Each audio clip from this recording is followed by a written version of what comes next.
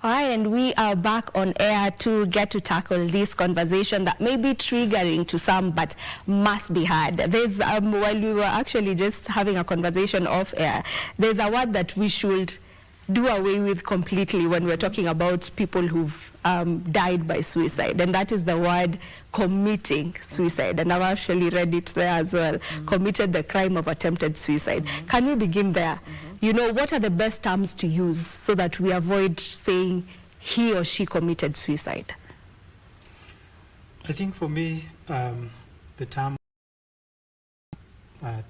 transforms it from, not from a mental health condition to actually looking at it from a crime perspective.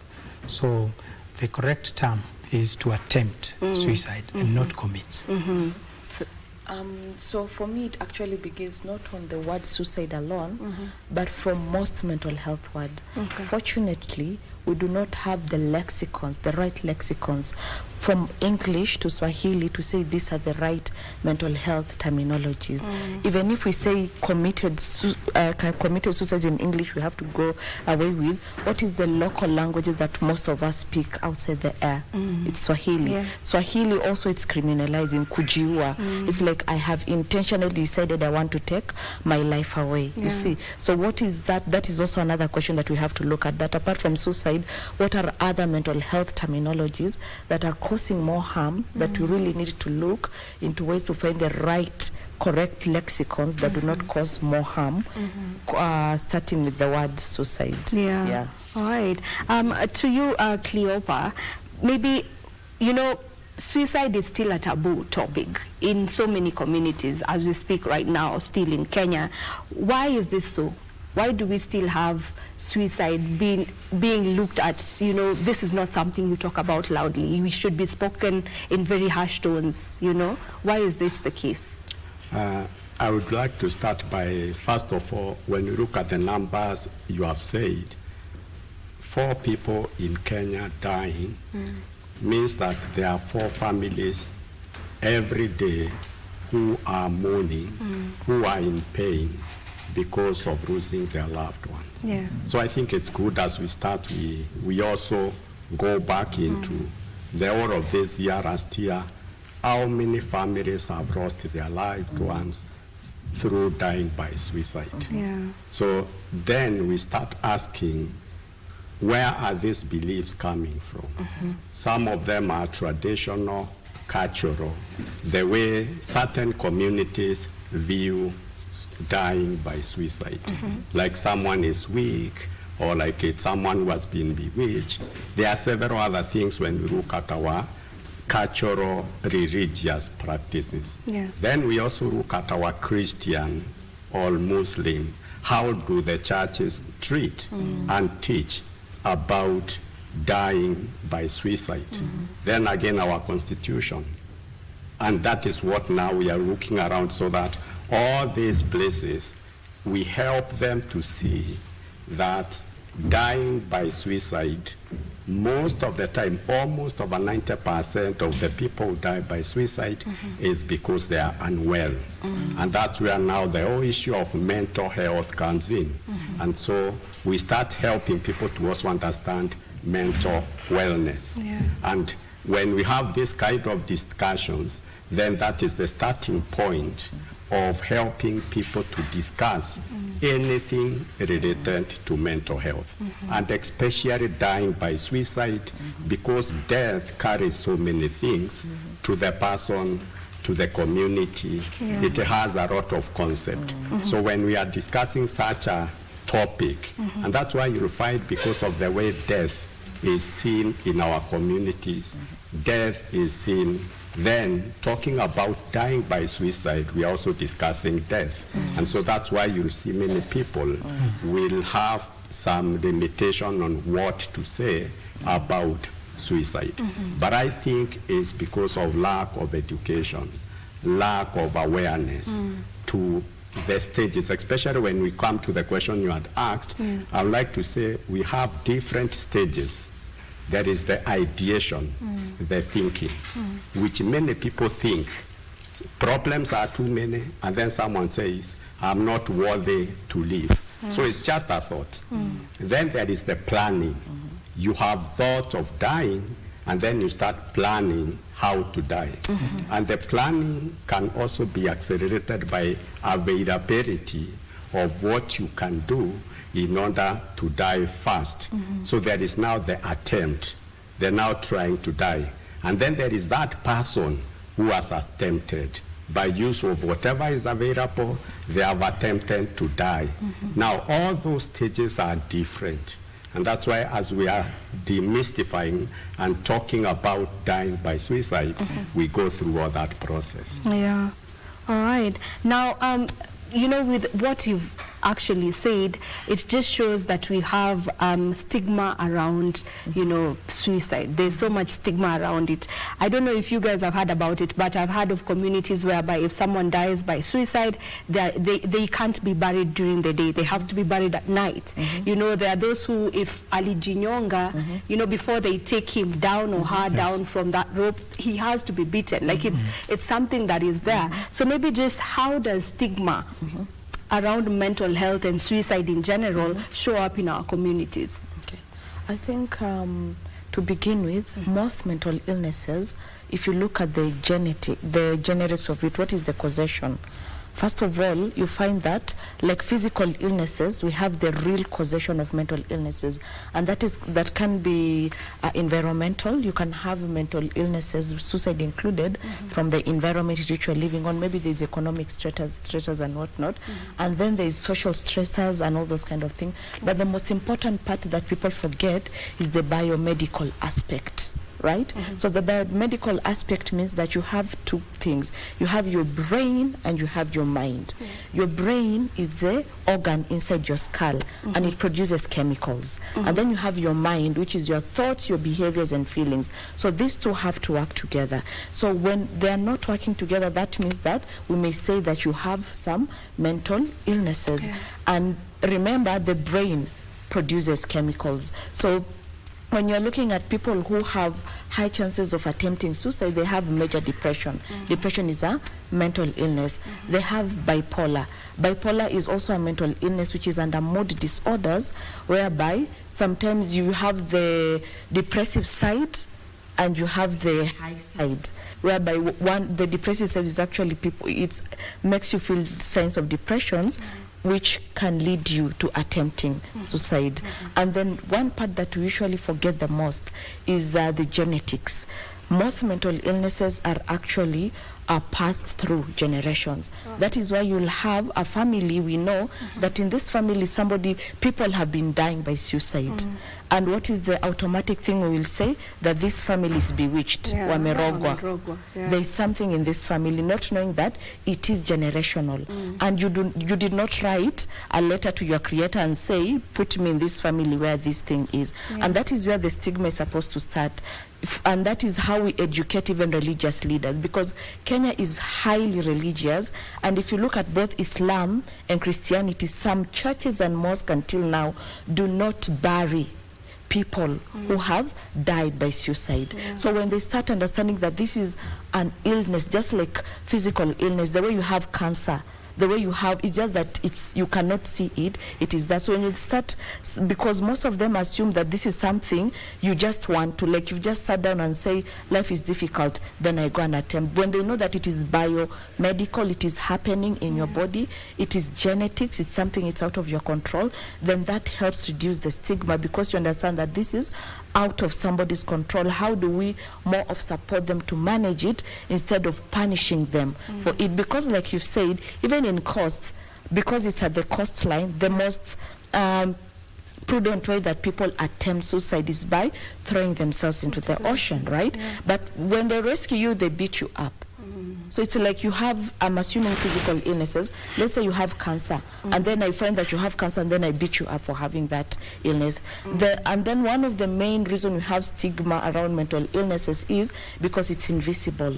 we can't see it. And because I can't see it, I won't take it that seriously compared to me seeing a part of your body is being affected by that illness. So it goes back to our religious norms, our cultural norms, our social norms, and just understanding how we are supposed to deal with this illness instead of causing more harm to the people who have the illness. Yeah, and even speaking of that, you know, even according to the reports, they show that many cases that people have gotten to die by suicide, they involve individuals with untreated and poorly managed, you know, mental health conditions. So maybe where is the problem when it comes to this? Is it that we are not open to mental health conditions? Is it that people are not aware of them, you know, and do we even have enough facilities that are well equipped for people who have mental health conditions? Thank you very much, Vivian. I think on that point, it is important to mention that we are marking 3 years by the triennial theme under the commemoration of the World Suicide Prevention Day, which started in 2024. So this is the 3rd year, and the theme is changing the narrative on suicide. So this conversation is really timely, because for us at the Kenya National Commission on Human Rights, the way we look at it is, and the steps that we have taken to change this narrative and particularly fight stigma, because from the conversation that we've just had is that it is a crime. But where we are now, we have at least made some progress by looking at that section of the penal code, and it is section 226, which outlaws attempted suicide, and it is punishable by up to 2 years in prison. So what we did in terms of just looking at to change the societal view of suicide is to approach the court so that the court would really look at that section, whether it violates other sections of the Constitution, other articles of the Constitution.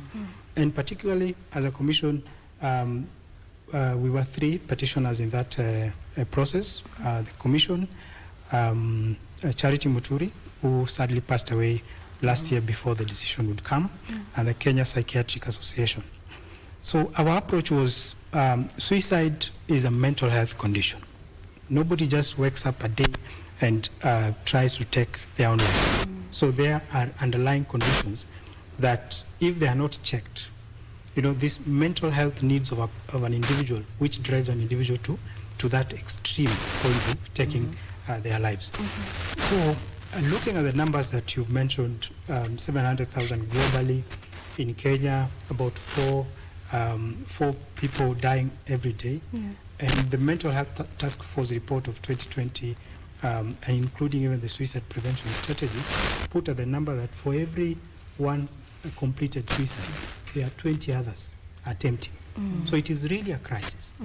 So together with that, and armed with those statistics and the policy directive of the government, then we went to court. We asked the court to look at it from a human rights point of view.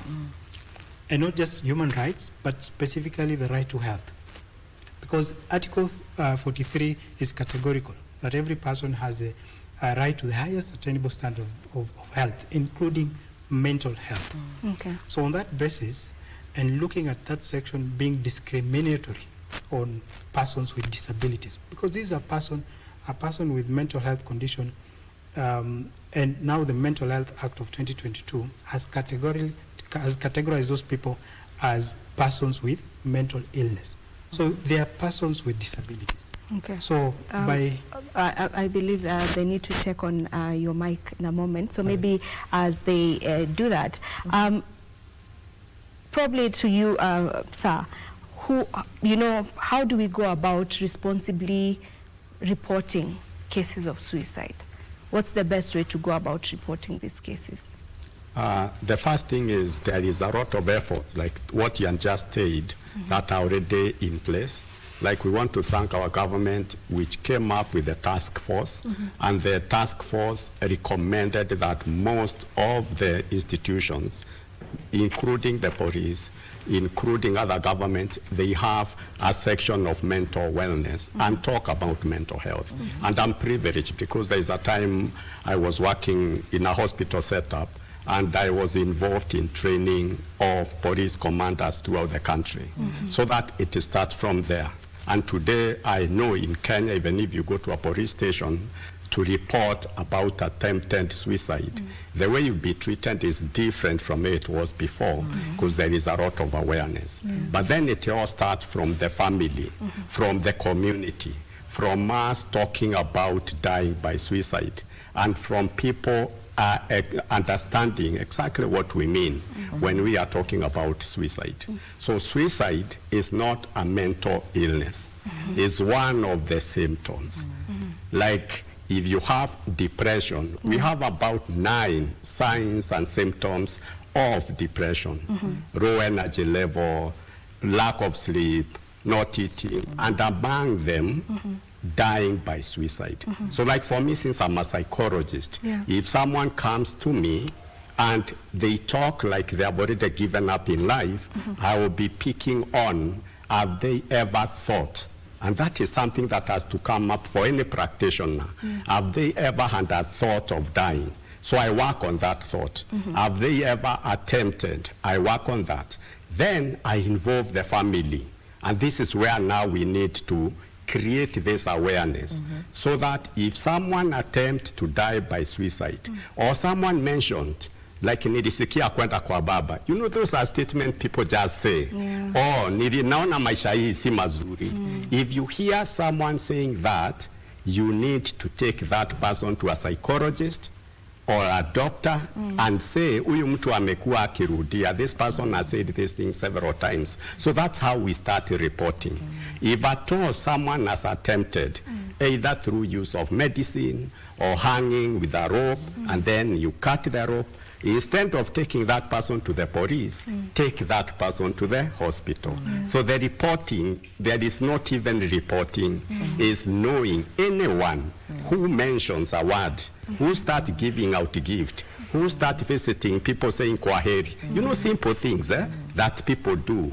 The moment you start seeing a relative who has been okay, sleeping a whole week, not going to work, or even you hear the change of thought, the way they are talking, because many conditions, not only depression or bipolar, even other conditions, someone can have that kind of like hallucination. You hear voices of people telling you, jump, jump, jump, and then someone jumps. So there are many mental illnesses that can lead into dying by suicide. And then when that happens, it's not now reporting. I think it is what we do. We can call, because like now, when someone knows my number, knows our number, immediately someone tells me I'm in the top of the building, I want to jump. As a psychologist, I know what to do. I'll ask a simple question, who is in the house? The moment you ask that, that person starts thinking, there is my child. So am I going to die and leave my child? There is my parent. So that is a part of treatment. So to know the emergency numbers, and now most institutions, they have a toll-free line number. Most hospitals, they have that. So you know who you can call immediately when you see someone who has any signs of wanting to die by suicide, or who has attempted to die by suicide. And I believe even when they go to the police station today in Kenya, most of the time they will not be taken to court, because there is already some awareness. Because even in the police force, there is a lot of talking. In the hospital, the same thing. I want to believe everybody in Kenya today has an awareness on what to do when someone attempts suicide. You've clearly given us the signs of someone who may be, you know, battling mental health issues that may cause them taking or, you know, attempting to die by suicide. But maybe just, you know, why do people, you know, often hide that they have such thoughts, even to the people that they are very close to? You know, you may have someone who's really loved at home. I'm not saying that people who die by suicide, I need to omit that word, commit. People who die by suicide, you know, are people who are not loved or something like that. But why is it that we often tend to hide such thoughts from even our loved ones, people that we know, these ones love me completely, they would do anything for me, they would, you know, go to the end of the world just for me. Maybe if, you know, from the perspective of a psychologist, what normally happens in someone's mind to the point where they now don't feel like they can speak to anyone else, even though they know there's someone they can speak to? So I'll speak from the two perspective, from the neuropsychologist, the brain and the mind. And like we've discussed earlier, there's so much stigma. And even when, and stigma is rooted with what? Our belief system. Our belief system, our religious system, our cultural views, everything that makes our identity. So if I brought up in a religious structure that say that if you attempt suicide, this is how we will punish you. And you know, there's that even your family will be scared of that social and religious exclusion, that family had somebody who died by suicide. So you see, with that fear of social exclusion or religious exclusion, because maybe your church is where you go and you have a community, or the mosque is where you have a community, and now they're not able to see you as they see you as somebody who has done a very grievous sin. So it goes back to, first of all, our identities. What is our religious identity and what is our belief system with suicidality? Like how do we see suicide within? If I've been brought up fearing that, and seeing, and remember, religious usually bring in the aspect of morality. That suicide, if you try to attempt or even think of suicide, you have a moral issue. And you also have a faith or spiritual issue. So that means you're not praying enough. That means you need to be prayed on so that those demonic thoughts can come out of your mind. So if I think that I have demonic thought, and I think it is a crime, it's a moral issue, do you think I can come openly and just tell somebody that I have this issue? Because first of all, I'm struggling with this demonic thought. I'm actually punishing myself from having this thought. So how do we now start by looking at the root causes? What is our relationship between suicide with religion? If we identify with our cultures, our traditions, what is our relationship between this and this? And then also, what is the view? Because there's a lot of view when it comes to mental illnesses generally, and there's so much stigma. So even by the time we narrow down to suicidality as one of it, how do we approach it as a society? Because the statistics says that 1 out of 4 Kenyans have mental illnesses. We are 4 here, right? So that means one of us has mental illnesses. Socially, when that happens, is that we will congregate, talk together, but the moment I realize somebody, one of us is the person who has mental illness, the attitude starts shifting. So I'll be scared actually to start speaking, because you'll start treating me differently. You start, and then there's that, like, you're not okay, mwenda wazimu, you're mad, those terminologies that we use. And then the other issue is we see suicide as an individual issue instead of systemic issue. Yes, suicide ideation, attempting, all this is happening at an individual level, but the causation of it, we have to look at the systematic issue. If I do not have a home, I feel hopeless. That means that it can be an issue, the social justice issue that causes suicide. If I've not eaten, and then you're telling me to come for therapy, food is the priority, right? If I do not have, if I've not been brought up, I've been brought up in a very volatile, toxic, violent environment, I'll have high chances of having suicidal thoughts. So all these kind of things that I'm thinking about, it's forming my reality and my identity. So how do we also come to the fact and identify that when somebody is, that it is a social responsibility, it's not an individual. So if somebody has an issue, instead of treating it as an individual issue, how do we also have the systemic issue? The question that you asked earlier on, do we have enough hospitals? A counselor here said that there is the first aid that you can do, but how, even if you do the first aid, we may be aware, but not a lot of people are aware of the first aid. And then, unfortunately, the number that we've mentioned is not the right number, because that is the only documented number. Most of the time we hide Because if I know my church or my mosque is not going to pray for or bury the person in my family who has died by suicide, I'll come up with another excuse. They say it's long-term illness or something to avoid the number. So we do not have the correct number of individuals attempting or dying by suicide. So it's undocumented. Undocumented. So if we do not have that, it's also hard to come up with policies, to come out with good strategies to prevent it, because I'll just use the number that is available instead of the real available causation numbers. All right. Okay, remember you can get to be part and parcel of this conversation. You can send in your messages via WhatsApp. The number is 0716-103-301. You're also allowed to call in live and get to talk to us about this. What's your take on suicide, and how should we go about, speaking about suicide? I may read a message right here. Someone is saying, in life, people are really stressed, especially married people and single parenting parents. People struggle to speak because there's this belief that people should not speak the inside stress to outsiders. This has made people to take their own secret decisions. That is Joshua Nkomo. You can also send in your messages so that we get to hear from you. Now, to you, sir, even as we're talking about this and looking at all the ways possible to try and demystify suicide as a taboo, and also just try and look at the best ways to curb this number and reduce them, maybe what changes, when we talk now about prevention, what changes should we come up with, generally, even when it comes to matters policies, what changes should be put in place, even matters our systems out here, our healthcare systems, what should be put in place in order for us to curb this number? Thank you very much, Vivian. I think Amis has mentioned that it is more structural than individual.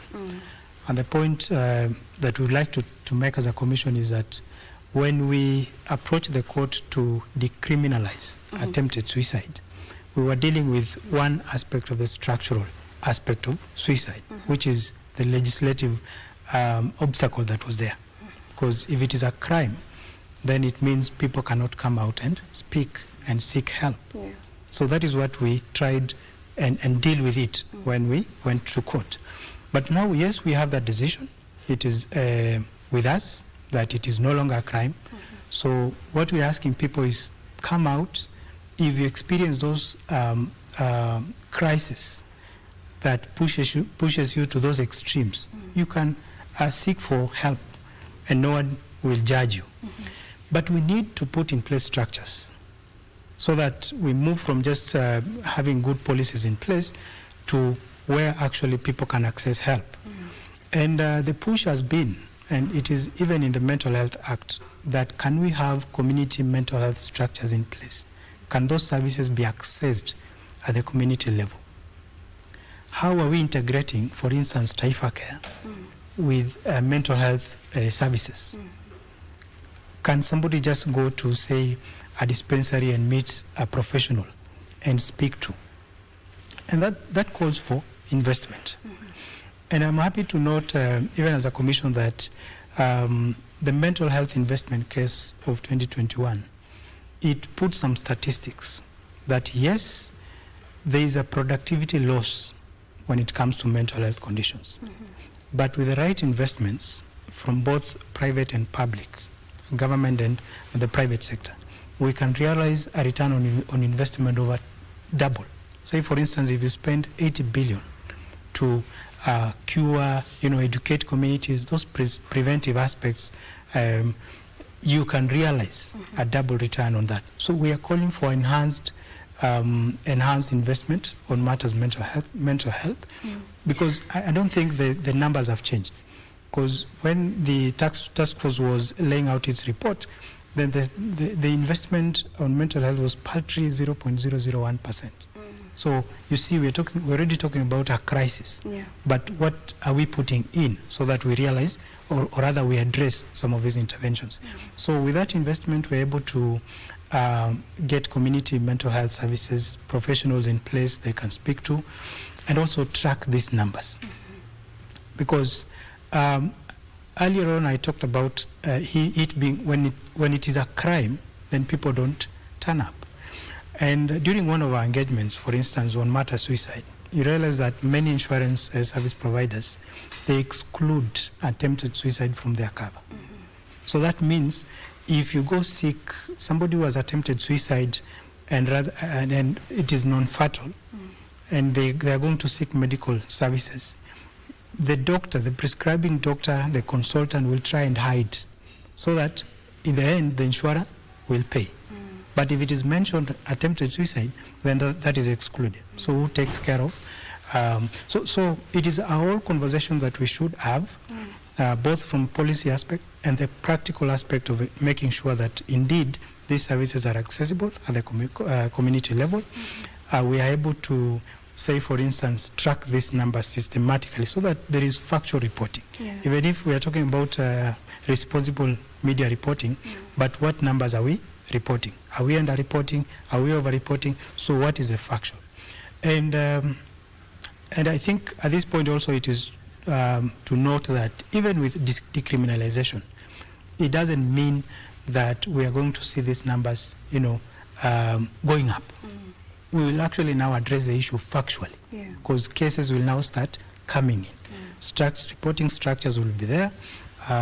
Experts like Cleopa and Amisa will be able to now see these people and report the cases as they are. So that is what we're asking for. Okay. And now, with technology, things have actually even maybe, I don't know if I should say gotten worse, because I don't know if you saw this, but there was a case, not in Kenya, where someone was suing one of the sites because apparently their loved one used technology or asking questions on how they can go about, taking their life, and and they got the easier way out, if I may say so. So when it comes to such, maybe how or what can help, when someone is going through dark moments? What is the best way to go about it? When I've gotten to a point where I feel hope is lost for me, I need to end my life. There's nothing much that is out there for me. This is just it. Probably there's someone who's watching this show right now and they are in that space of their life right now. What would you say to such a person? I think you have brought in a very important thing, and that's what all of us were saying. There is a right thing for everything. If you are sick, and I want to go back into history a little bit. For me, I know there is a time that even physical illness, people used to get very sick until night when people go looking for a car. Today, people are aware of physical illness. But now when it comes to mental illness, that awareness may be lacking. That's why people are waiting until they are very sick to be seen by a doctor or a psychologist. So the first step is let people get aware of the signs and symptoms and when to go and seek help. The second thing is how now to deal with all these things, like what he has just alluded to. I go back into history, and Kenya, we are already fortunate because we had HIV/AIDS and the disaster. And there were several things that were put in place. Every government ministry, every corporation, the hospitals, they had a place for a counselor. So everything was put in place. Right now, where we are in mental health, that's the same thing, the efforts that need to be done so that we can go there. Now, you have touched a very important thing that is coming up with technology.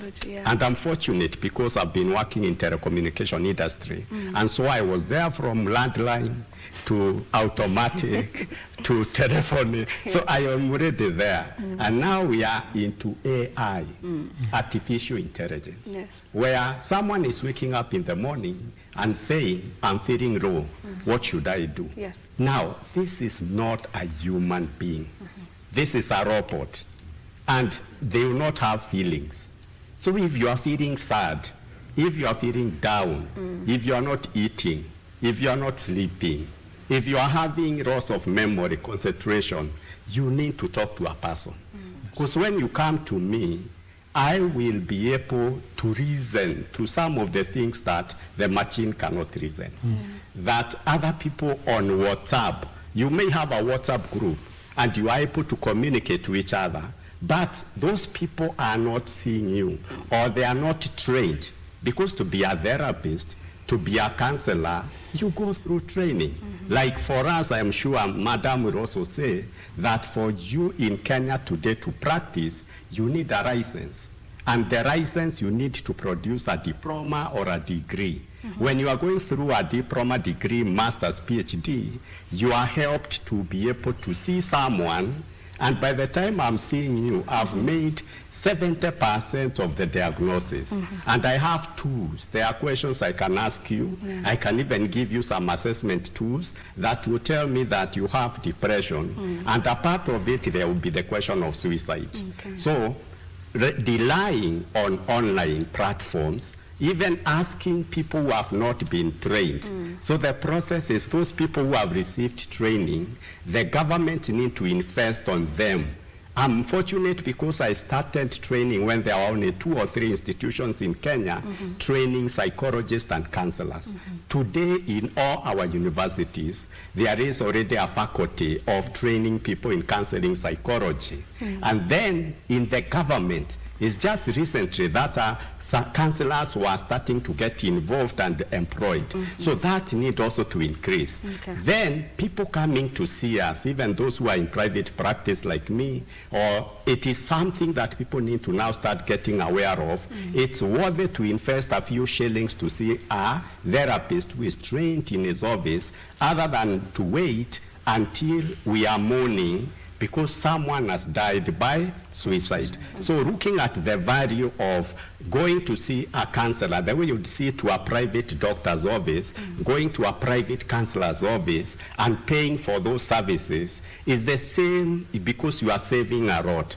And then that is at community level, individual levels, family level, that the families can invest. And then there is another crisis that is together with the suicide, dying by suicide, alcohol. Addictions. The moment you see someone getting into addiction, it's because there is something that has gone through in their life. Either stress, either a traumatic experience, all those factors, or even the mind, the way she talked about chemical imbalance. So the factors that can lead people into addictions, either weed, alcohol, and all those, you can imagine someone who is using alcohol and already overused alcohol, that person cannot make decisions. So when the voice comes, die, they will very easily die. So we have to have a concerted effort for all these things, so that there is investment from the government, investment from family level, because even at family level, you see people can now come to us and seek our services. And we have so many psychologists and counselors who today they are waiting to be given work by the families, by the institute, even hospitals. Like now already we have hospitals who already have counselors on board, which is quite commendable. So we need to encourage that. All right.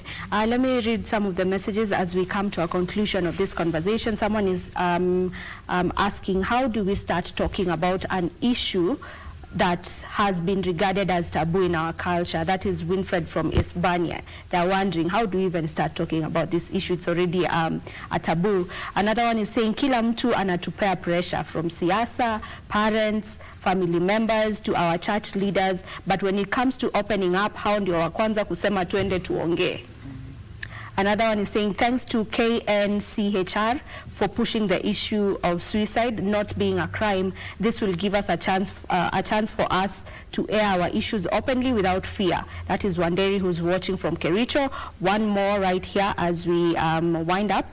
Good morning. I was in such a situation some years back in 2022 when I was working at JKIA, and I happened to meet Dr. Cleopa when he was working at the Chiromo group of hospitals. I thank God I came out of the situation. I'm now a wellness champion, trying to help others in the same situation. That is Raymond from Kenya Airports Authority, Malindi Airport. That's a good one. Yeah. So we need to finish. Maybe just our final remarks. Maybe one can give on if you are a loved one of someone that you've already seen all these symptoms of them being suicidal, maybe what's the best step to go about it, as you give your final remarks?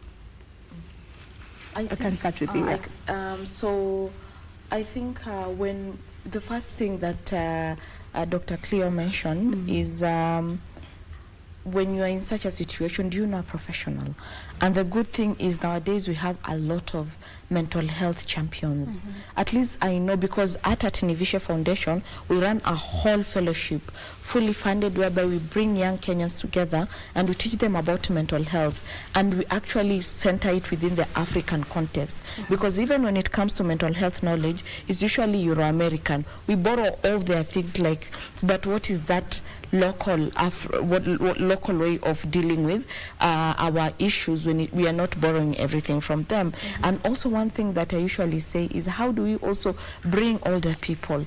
Because one thing that colonization did to us, it actually was so violent that it took away our knowledge. So we have to go back to our grandparents, our elders, in matters of mental health and learn from them. Because in our pre-colonial African, we were not punishing people or beating them up when they attempt suicide. So what is that thing that we can learn from our elders when it comes to matters mental health? So as much as we can, and we are happy that we're having this conversation, use every opportunity to champion mental health cause, but also leaning into the conversation and trying to put your voice in whichever space that you are in. All right. Okay, your final remarks, Cleopa? Thank you. Mine is family, is community.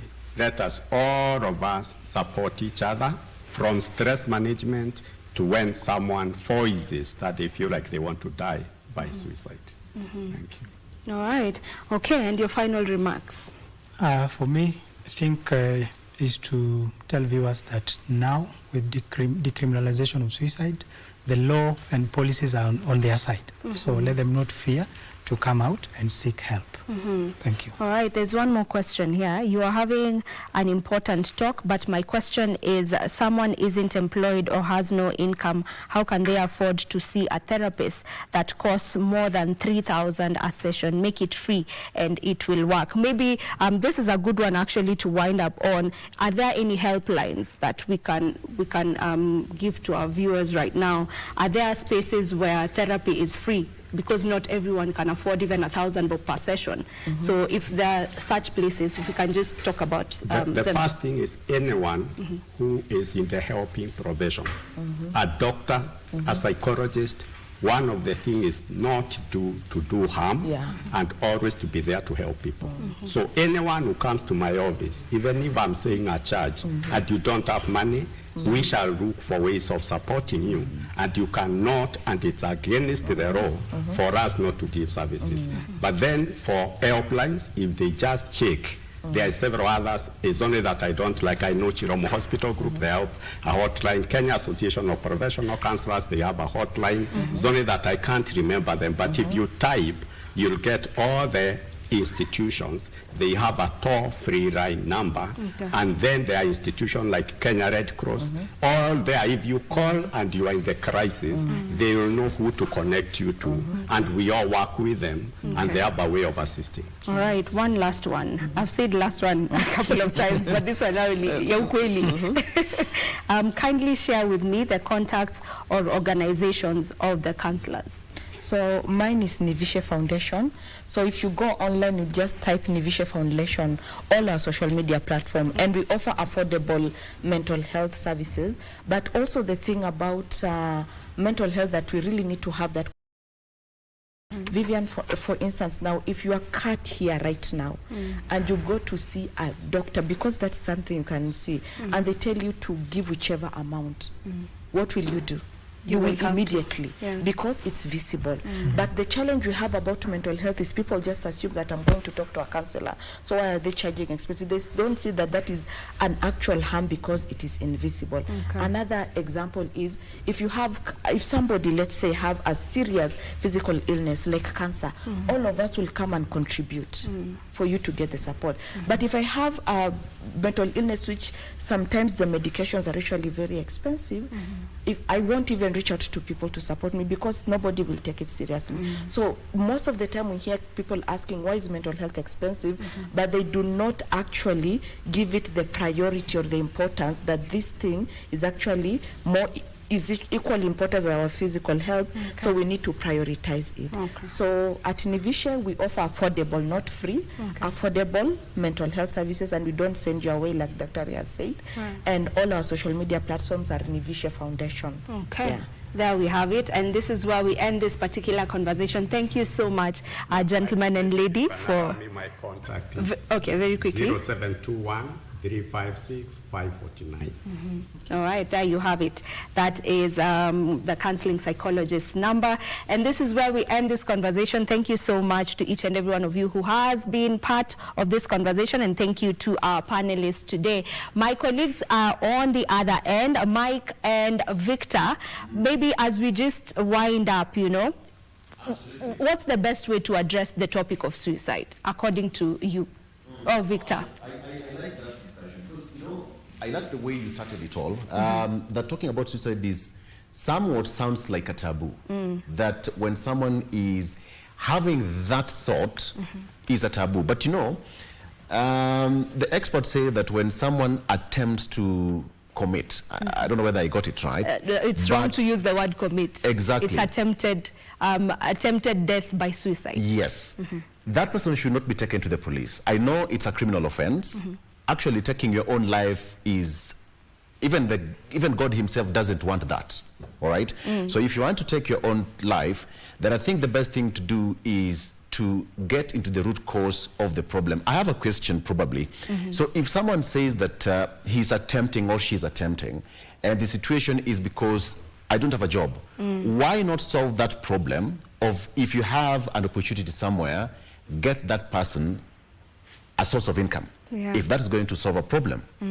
I know that one can be any cause of, you know, mental disorder, pressure from the society, drug and substance abuse, etc., etc. And I think a majority of Kenyans should be enlightened that the moment you take your own life, you have not solved a problem. You have left your kinsmen with a lot of shame, and that trauma will live with them for the longest. So I think that's a good discussion, which I think should also be continuing online and even our platforms. And I know your guests have given their contacts out there. All right. So on this end, today we are talking about 3 years of Kenya Kwanza administration, and to the fourth one. I think today wraps up that discussion. And to the administration, the best thing that can happen is just to keep on pushing and give Kenyans the promises that you made during the manifesto, during elections and campaigns. And that is the only way to grow this country.